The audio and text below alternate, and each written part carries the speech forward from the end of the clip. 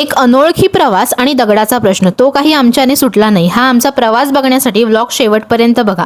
मागच्या व्लॉगमध्ये सांगितल्याप्रमाणे आम्ही पोलादपूरला जायला निघालो, पण त्याआधीची पण स्टोरी ऐकून घ्या की। फ्रेश होऊन पहिलं कॉलेज गाठलं, कारण काय तर अवघ्या 3 दिवसांवर आलेली Shivjayanti. I know vlog late होतोय।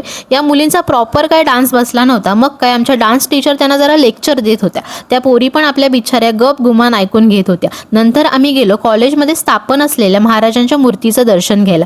दर्शन घेतलं आणि तिथे लावलेल्या या सगळ्या शस्त्राने आमचं लक्ष वेधून घेतलं। इतकी वर्ष झाली तरीही तो इतिहास अजूनही जपून ठेवला आहे।